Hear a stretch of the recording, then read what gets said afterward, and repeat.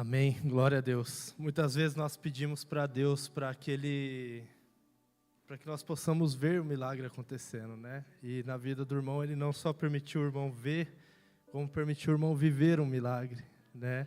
E a gente tem a oportunidade de caminhar com o Walter, esse crescimento espiritual, esse amadurecimento espiritual é muito nítido, que ele comentou, da primeira vez ele desesperou, só que da segunda vez foi diferente. Isso tudo é reflexo e fruto da confiança que nós temos em Deus. A partir do momento que nós colocamos Deus no centro, nada mais importa. Tudo é por Ele, tudo é para Ele, e nós entendemos que se for o momento, amém, glória a Deus por isso, e se não for, amém, glória a Deus por isso. Então, glórias a Deus que nós podemos estar aqui nessa noite ouvindo esse testemunho maravilhoso, testemunho de um milagre que tanta gente busca, né? E se pergunta onde estão os milagres, porque não vemos mais tantos milagres. Mas nós só precisamos enxergar com os olhos espirituais. O fato de nós estarmos aqui essa noite já é um milagre. Não precisa de fato acontecer algo ruim na nossa vida. O fato de nós estarmos aqui bem é porque Deus nos livrou do pior. Amém? Deixa eu abrir minha colinha. Eu não ia chorar, tá? Mas eu acho que eu vou chorar. Irmãos, eu quero que vocês me acompanhem lá em Mateus, capítulo 24, versículo 14 ao 30. Se quiser acender um pouquinho, Arthur, depois pode abaixar, por favor.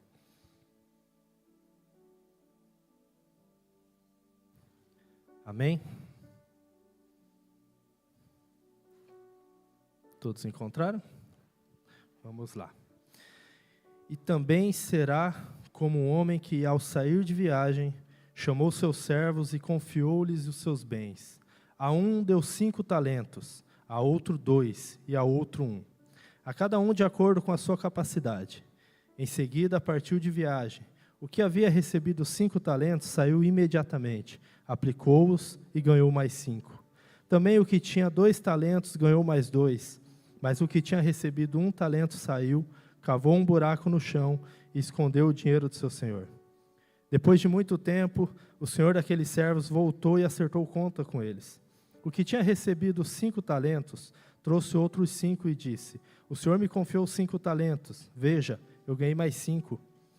O senhor respondeu, muito bem, servo bom e fiel. Você foi fiel no pouco, eu o porei sobre o muito. Venha e participe da alegria do seu senhor.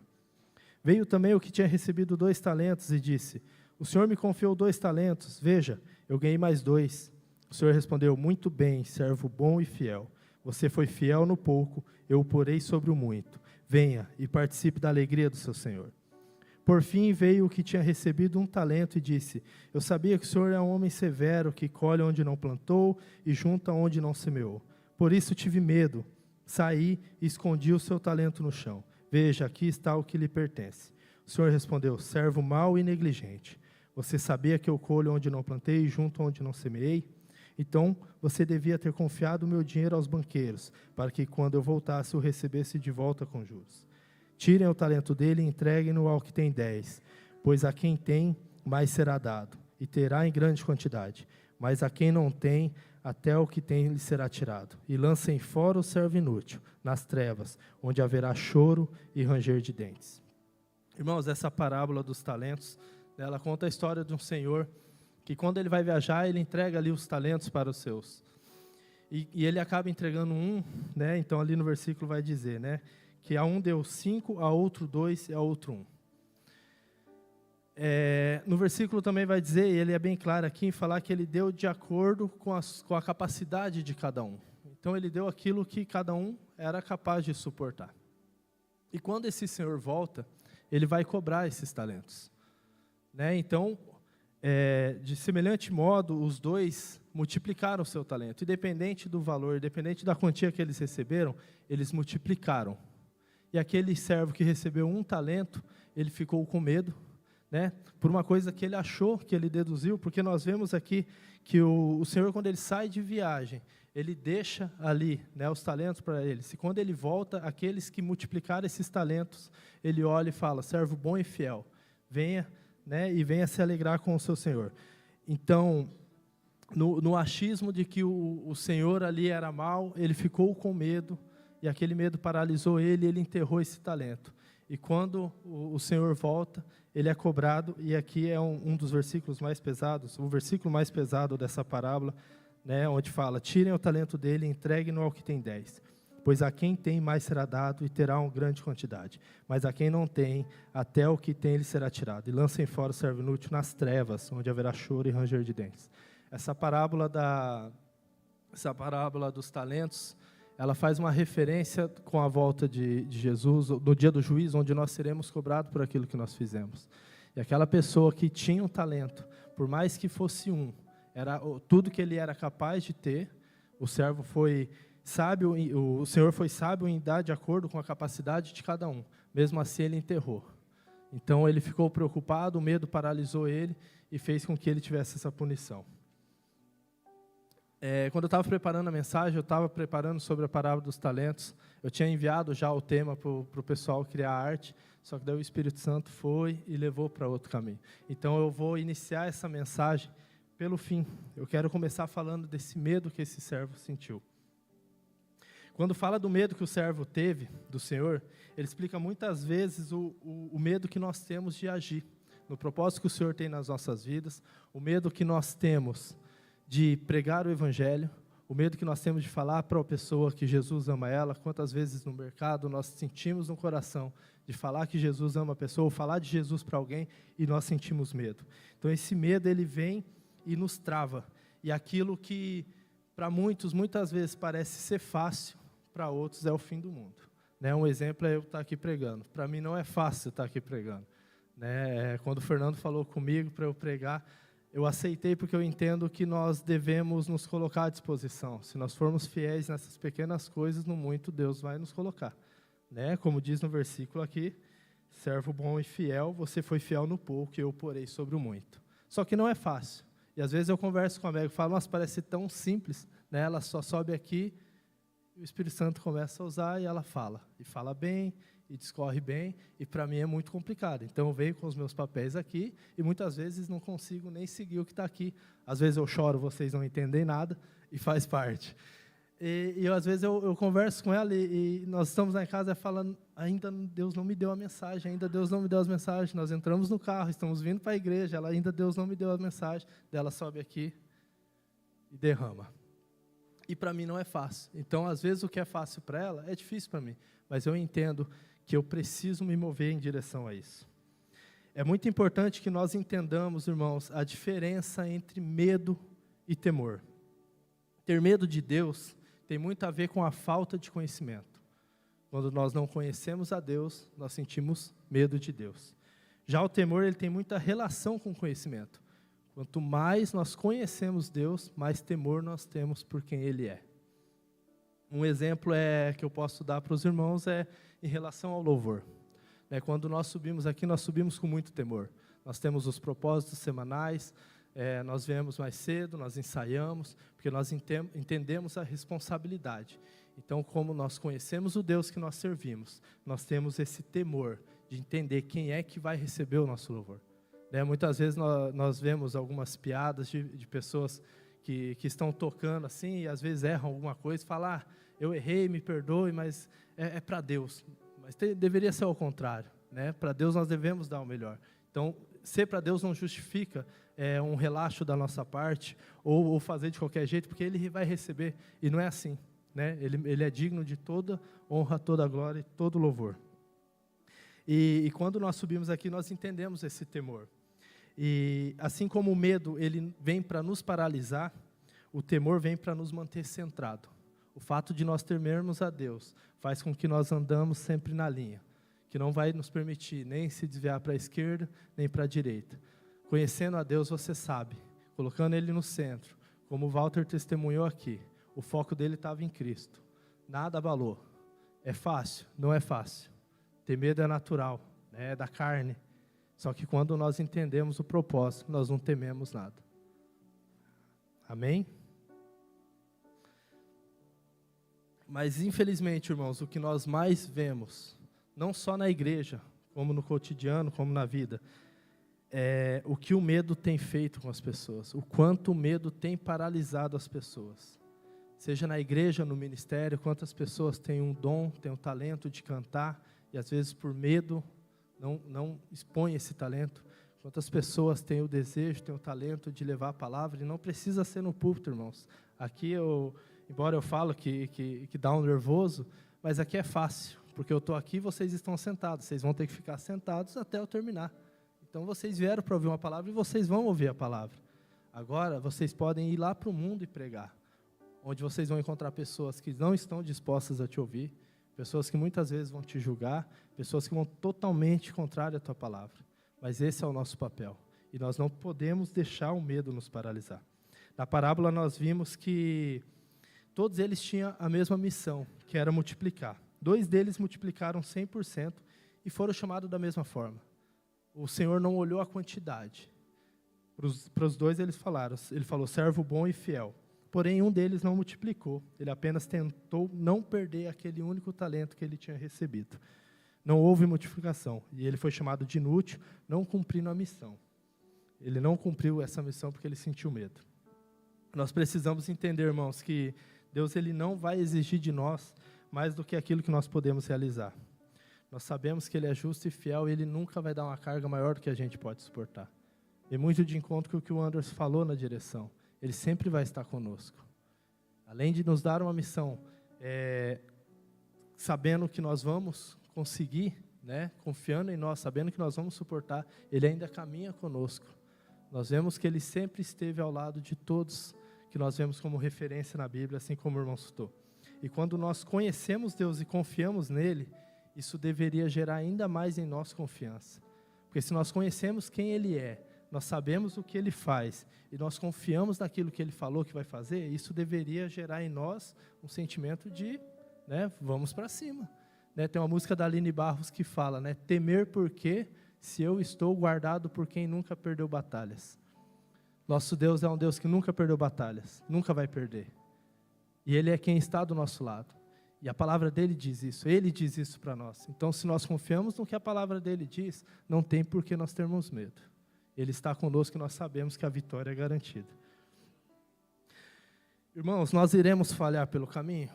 Com certeza. Erros vão surgir? Vão surgir. Eu gosto sempre de citar Pedro, Eu sempre cito Pedro porque Pedro nos entrega bastante referências e exemplos porque ele era bem impulsivo, Então, em todas as coisas que aconteceram ali com Jesus, Pedro sempre estava junto e Pedro sempre estava envolvido, seja da maneira boa ou da maneira ruim. Até hoje eu não entendo porque Pedro saiu com uma espada quando ele corta a orelha de Malco, Já era no fim da passagem de Jesus, ele tinha caminhado com Jesus todo esse tempo. Ainda assim, acho que Jesus fala, vamos passear. Ele leva uma espada para se proteger, não sei de quem, sendo que ele estava com Jesus. E na hora que ele chega ali, ele ainda corta a orelha do soldado. Mas Pedro, quando Jesus vai conversar com ele, Jesus fala, olha, o inimigo vai peneirar vocês.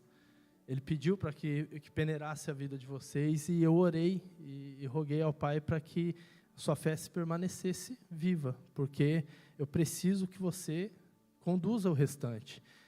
E daí Pedro falou, não, Jesus, eu vou estar contigo até a morte, eu não abro mão. Daí Jesus falou, Pedro, antes que o galo cante, você vai me negar 3 vezes. E eu imagino Pedro falando, não, Jesus, eu vou com você até a cruz, eu vou morrer por você. E Jesus falando, Pedro, é um fato, você vai me negar. Jesus já sabia que Pedro ia negar. Mas mesmo assim, Jesus orou e intercedeu pela vida de Pedro, para que ele não vacilasse quando isso acontecesse. E não deve ter sido fácil para Pedro. Quando Pedro nega a primeira, a segunda, quando ele nega a terceira vez, o galo canta, e eles estão levando Jesus, e a Bíblia vai relatar que o olhar deles se cruzam, E Pedro olha para Jesus, e nesse momento Jesus olha para Pedro. Imagine como não ficou o coração de Pedro nesse momento. E daí tudo acontece, e Jesus vai encontrar Pedro onde? Pescando. Ele volta às velhas práticas. Então Pedro não soube como lidar essa situação, mas o próprio Jesus já tinha intercedido por ele. Só que Jesus vê a importância de voltar lá e chamar Pedro. E da mesma maneira que Pedro foi chamado da primeira vez, Jesus encontra ele pescando e chama ele. Então Jesus vai falar, Pedro, tu me amas? Apacenta meus cordeirinhos. Pedro, tu me amas? Eu te amo, Jesus. Apacenta minhas ovelhas. Pedro, tu me amas? Eu te amo, Jesus. Então apacenta minhas ovelhas. E nesse momento Jesus, da mesma forma que ele falou lá no começo, ele fala para Pedro, Agora vem e segue-me. E nesse momento, Pedro vai e começa o seu ministério. E na primeira pregação, ele ganha 3.000 almas. Pedro, ele errou, teve falhas. Mesmo Jesus intercedendo por ele, ele voltou às práticas antigas. Mas quando Jesus retornou, encontrou Pedro, Pedro deu início ao ministério dele. Nós vamos ter falhas, mas nós não podemos deixar nossas falhas nos desanimar, irmãos. Como eu disse, né, ele distribui a cada um de acordo com a sua capacidade. Eu quero fazer um exemplo aqui, para que fique um pouquinho mais clara essa questão da distribuição dos talentos, que eu acho muito interessante. Eu queria chamar a Alicinha aqui. Alicinha, vem aqui, por favor. Vamos tentar ser bem didático. Opa, vem aqui. Você pode ficar aqui. O Fernando está dando uma ajuda. Fernando, você já pode subir aqui e ficar aqui na esquerda. Pode deixar aqui as sacolas. Isso, obrigado. Você pode subir aqui, fica aqui na minha esquerda. Achei que ele ia subir pela rampa, falei, vou beber uma aguinha. Não deu tempo. Vamos lá. Então, nós temos aqui a Alicinha. Então, a Alicinha, né, no tamanho dela, entendendo a capacidade dela, se eu der uma sacola para ela com um refrigerante, segura. Segura forte. Ela aguenta. Está aguentando? Ela aguenta. Né? Então, nós vamos multiplicar esse refrigerante da Alicinha. Agora ela tem 2. Multiplicamos 100%. O que era 1 virou 2. O que era pouco para a Alicinha, agora é muito. Amém? Segura firme aí. Agora vamos para o Fernando. Segura aqui, Fernando. Vamos ver o pouco que o Fernando tem. Então, nós damos aqui 2 refrigerantes para o Fernando.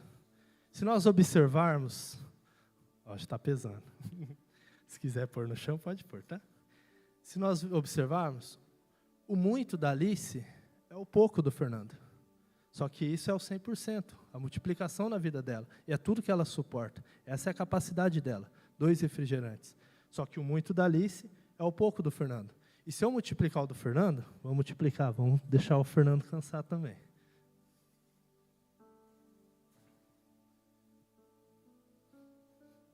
Então eu vou lá e o pouco do Fernando se torna muito.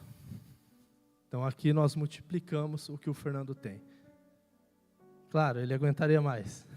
Mas aqui, eu acho, aqui nós multiplicamos. Os 2 multiplicaram 100%. Só que essa é a capacidade máxima que a Alicinha aguenta. Se eu der mais um refrigerante para ela, acabou. Por isso que é muito importante a gente não olhar para o lado e olhar para o do irmão. Né? Ambos multiplicaram 100% o que tinha.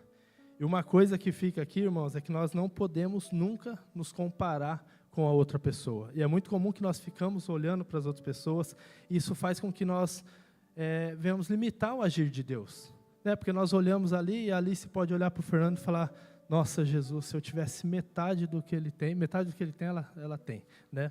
Pode pôr no chão, filho. Aí, pode deixar no chão, isso, mas fica aí.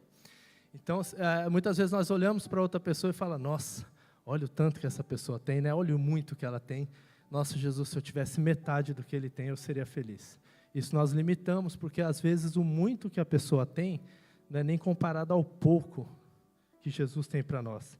Quando, na verdade, o muito da pessoa é apenas o início do que Deus tem preparado nas nossas vidas. Isso nós limitamos, querendo sempre a metade do outro. Então, essa comparação é muito complicada. Se quiser pôr no chão também. Você pode descer. Pode deixar você frio. Você desce. Vocês vão tomar refrigerante quente hoje no final do culto. Obrigado, Fernando. Você pode ficar. Pode ficar, Alicinha. É que você ajuda, fica mais bonito, entendeu? Mas isso, irmãos, o fato dela ter 2 refrigerantes, nós vimos aqui ele com 4.